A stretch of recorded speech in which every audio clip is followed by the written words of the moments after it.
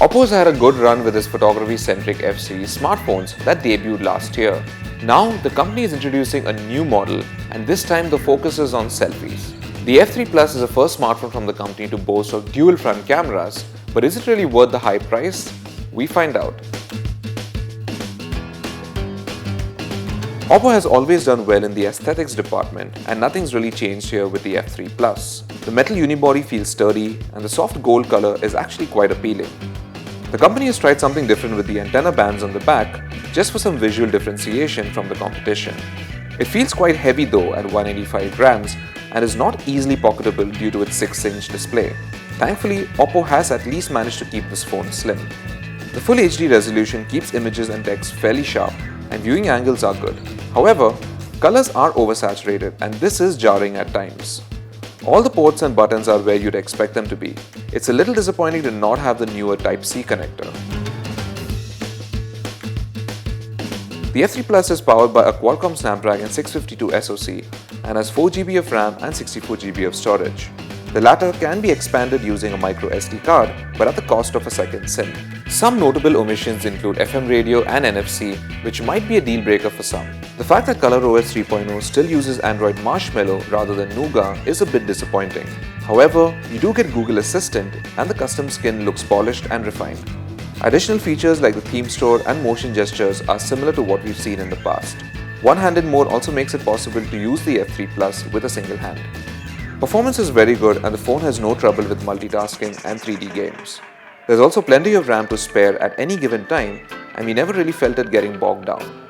The fingerprint sensor is quick at authenticating users, and like before, you can use it to lock files and apps. The F3 Plus's large screen is an advantage when it comes to video playback. Audio quality through the mono speaker isn't too bad either. The bundle headset sounds a bit tinny, but the Dirac audio enhancements helps a bit here.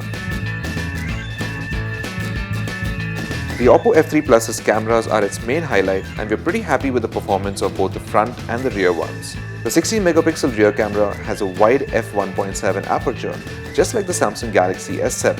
While this helps reducing noise drastically, the quality of images is still far from the Galaxy S7 levels.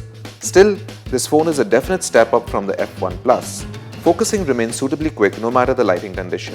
Images taken in daylight exhibit very good detail and colors. The phone's post-processing tends to over-sharpen photos a bit, which is evident in macros, but you'll only notice this until you really zoom in. Video recording goes up to 4K and the quality is good, although we did encounter minor focus hunting issues. On the front of the F3 Plus, you get a 16-megapixel camera for regular selfies, as well as an 8-megapixel camera with a 120-degree wide-angle lens for group shots. We found it's best to leave the screen flash on auto, as it changes the intensity automatically depending on the ambient light.